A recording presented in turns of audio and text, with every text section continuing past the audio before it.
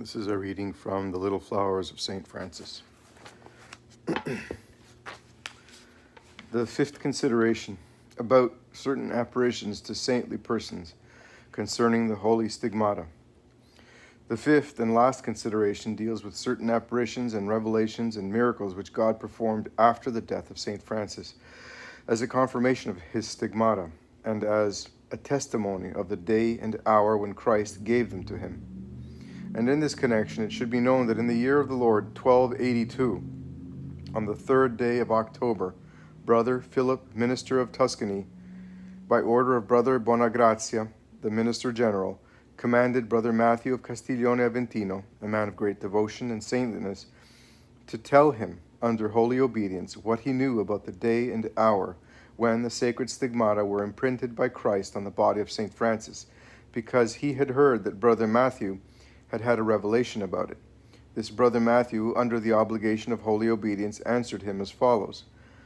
When I was a member of the community of Alverna during the month of May last year, one night I began to pray in the cell which has been built on the spot where it is believed that the holy apparition of the seraph took place.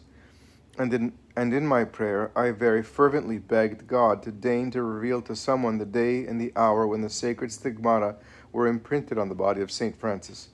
And as I was persevering in prayer and in this petition beyond the first watch, St. Francis appeared to me in a very bright light and said, Son, what are you asking God to reveal to you? And I answered, Father, I am asking God to deign to reveal on what day and hour the stigmata of the Lord's passion were imprinted on you. And he said to me, The Lord wishes you to know it, and I will tell you. I am indeed your Father Francis. You know me well. Then he showed me the stigmata of his hands, feet, and side, and said, The time has come when God wishes to disclose for his glory what the friars have so far not sought to know.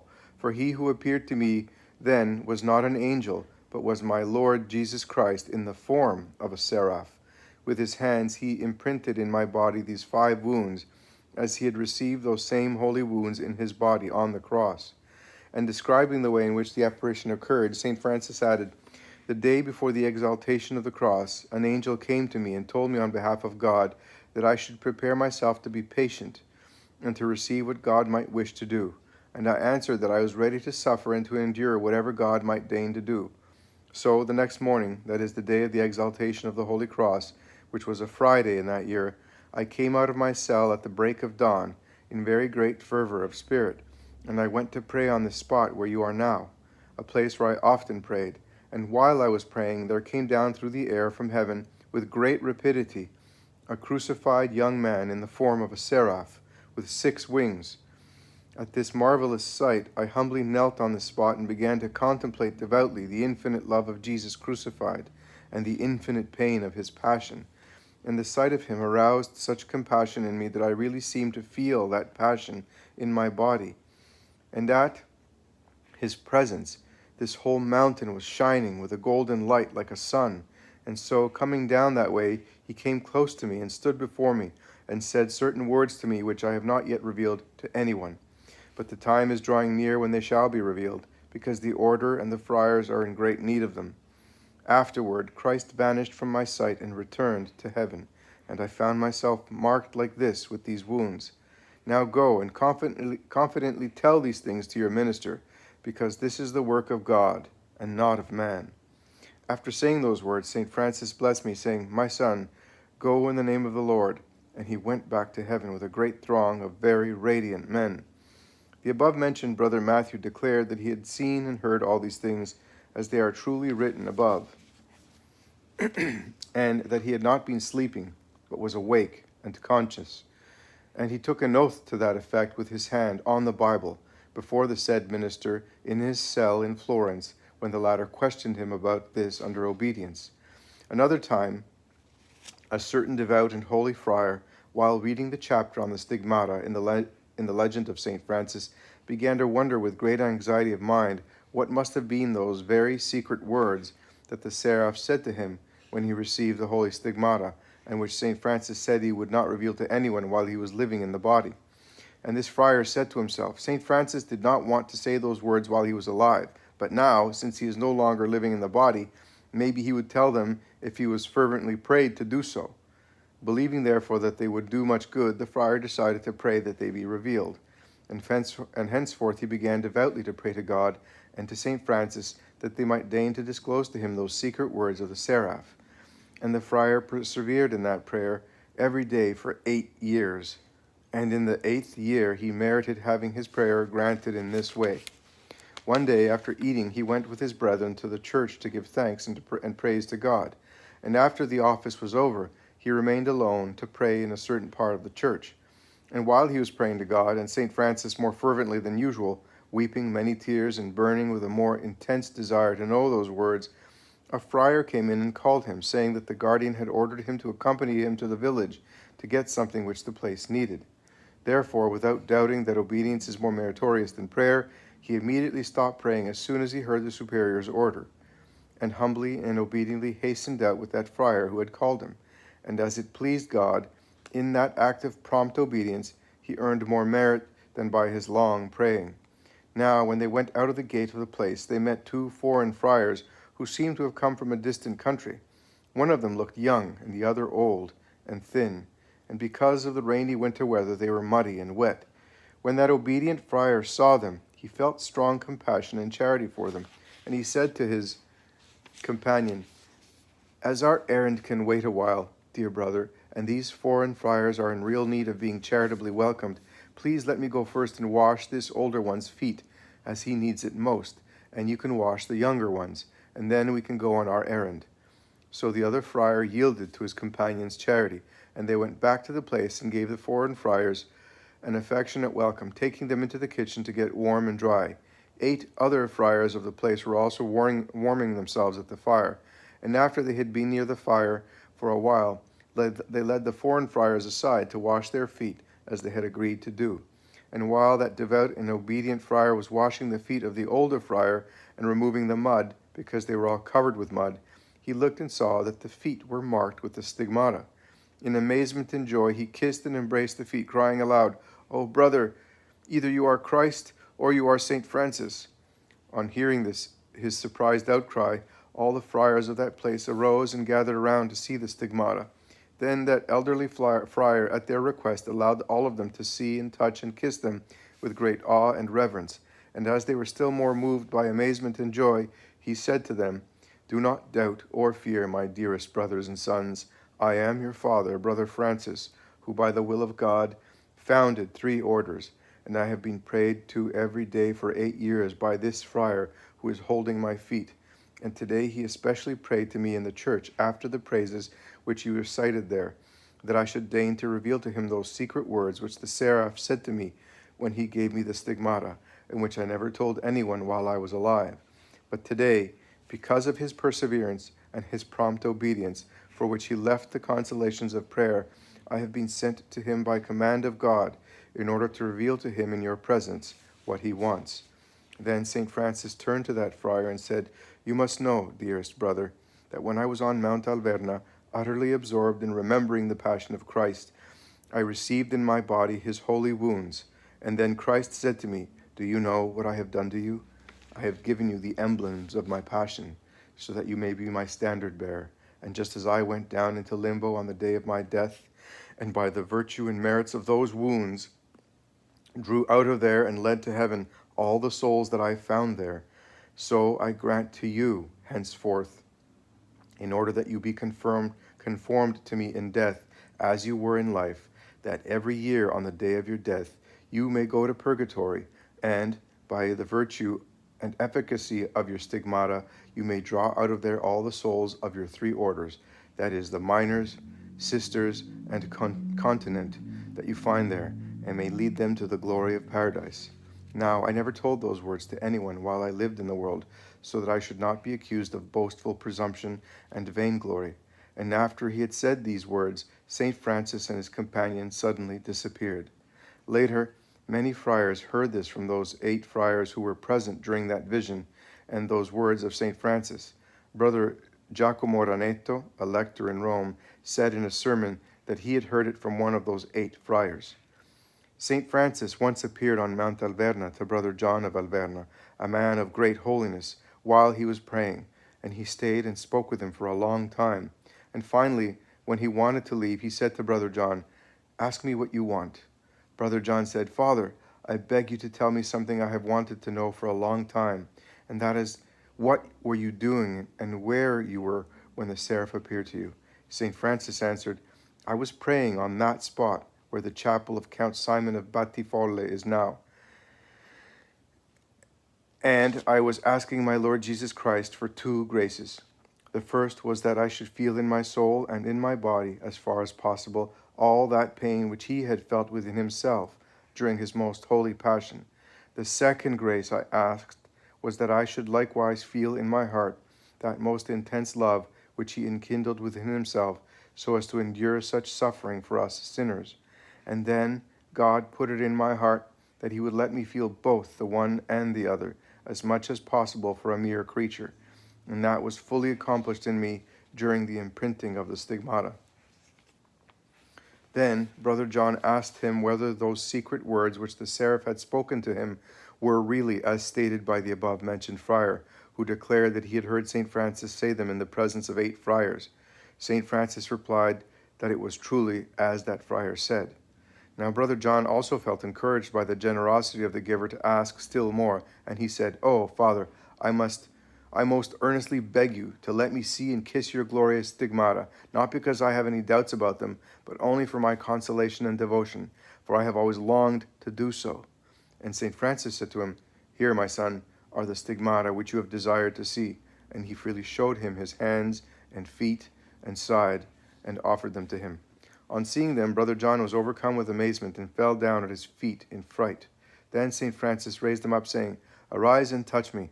Consoled by the Lord, he gained confidence and began to touch those sacred stigmata and kiss them and move the nails. And then, as he himself reported, he found out by experience that what Brother Bonaventure wrote in his legend about those sacred stigmata was true, that when they were pressed on one side, they extended still farther on the other side. Finally, he asked, "Father, what great consolation your soul must have had when you saw the blessed Christ come to you and give you the marks of his holy passion. If only God would let me feel a little of that sweetness now." Then St. Francis answered, "Do you see these nails?" And Brother John said, "Yes." "Touch once more this nail in my hand," said St. Francis. Then with great reverence and fear, Brother John touched that nail, and when he touched it, a scent suddenly came forth from it, spiraling up like smoke, as incense does, and entering through Brother John's nose, it filled his soul and body with such sweetness that he was immediately wrapped by God in an ecstasy and became unconscious. And after the Blessed Father disappeared, he stayed in that rapture from that hour, which was tierce, until vespers, and for the next 8 days he was unable to eat, and everything he saw seemed fetid to him.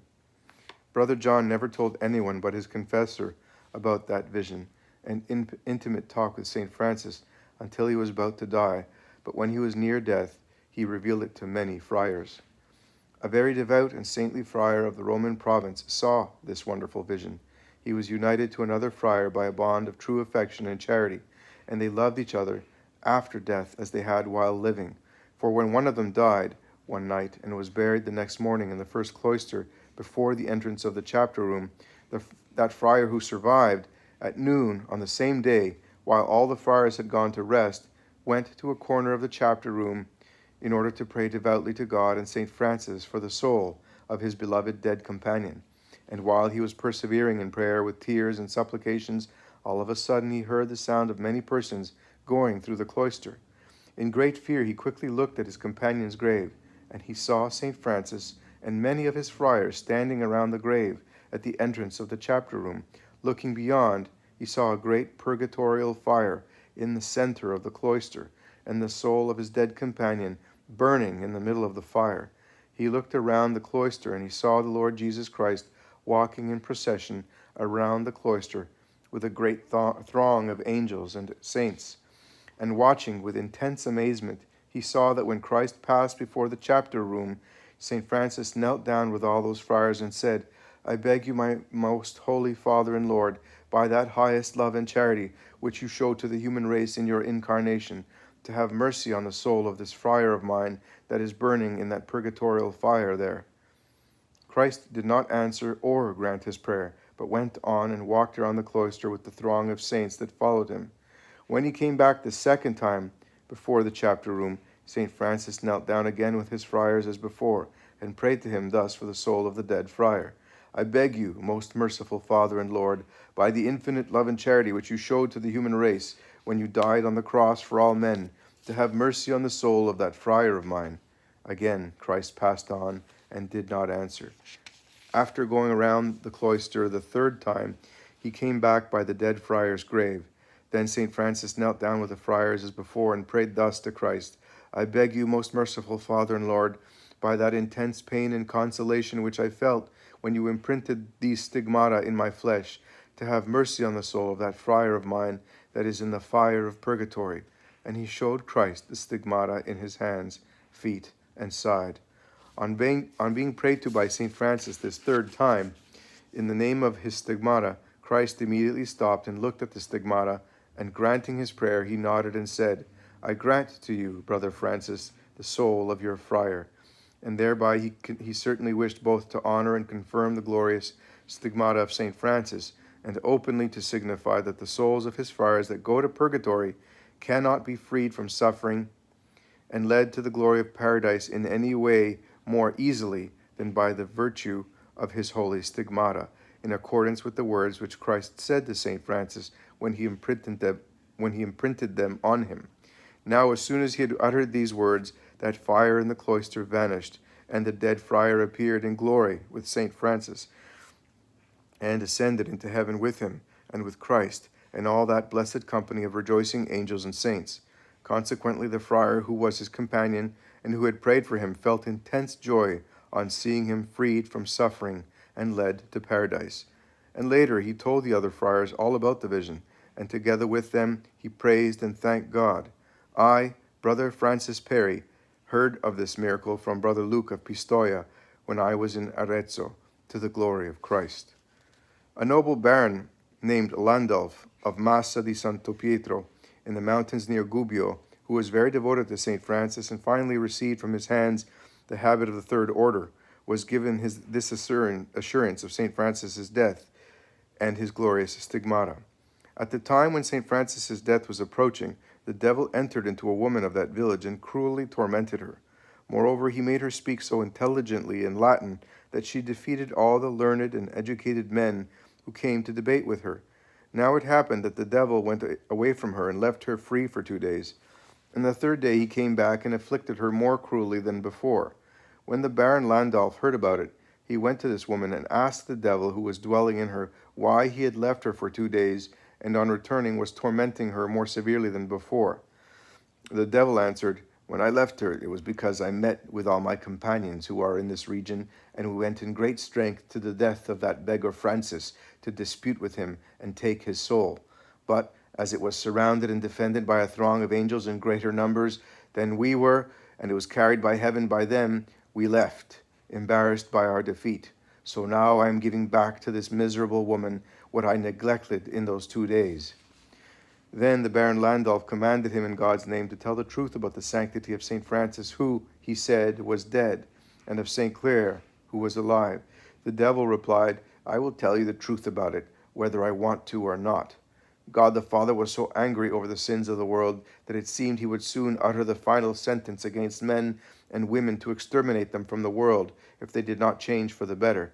But Christ, his Son, prayed for sinners and promised to renew his life and his passion in one man, the poor little beggar Francis, through whose life and teaching he would lead many throughout the world to the path of truth and penance. And now, to show the world that he had done this in St. Francis, he wished that the stigmata of his passion, which he had imprinted on his body during his life, should at his death be seen and touched by many persons. Similarly, the Mother of Christ promised to renew her virginal purity and humility in a woman, Sister Clare, in such a way that through her example she would snatch many thousands of women from our hands. And so, as a result of these promises, God the Father was appeased and postponed his final sentence. Then the Baron Landulf, wishing to know for sure whether the devil, who is the father of lies, was telling the truth in this matter, and especially regarding the death of St. Francis, sent one of his faithful squires to St. Mary of the Angels in Assisi to find out whether St. Francis was alive or dead. That squire, on arriving there, found out, and on returning reported to his master that St. Francis had passed from this life, precisely at the hour and on the day which the devil said. Omitting all the miracles of the stigmata of St. Francis, which may be read in his legend, in concluding this fifth consideration, it should be known that the Pope Gregory IX, as he later declared, when he was having some doubts about the wound in the side, St. Francis appeared one night, and raising his right arm a little, he uncovered the wound in his side, and he asked him for a vase, and he had one brought to him. And St. Francis had him place it under the wound in the side, and it seemed to the Pope that it really became filled to the brim with blood mixed with water, which flowed from that wound. From that moment all doubt left him, and later, in agreement with all the cardinals, he expressed his formal approval of the stigmata of St. Francis, and gave the friars a special certificate with a hanging seal. And he did this at Viterbo in the 11th year of his pontificate, and afterward, in the 12th year, he gave another, more comprehensive one. Also, Pope Nicholas III and Pope Alexander gave many privileges, whereby anyone who denied the stigmata of St. Francis would be prosecuted as a heretic. And this suffices for the fifth and last consideration of the glorious stigmata of our Father St. Francis. May God give us the grace to follow his life in this world in such a way that by virtue of his glorious stigmata he may merit to be saved with him in paradise, to the glory of blessed Christ and his little poor Francis. Amen.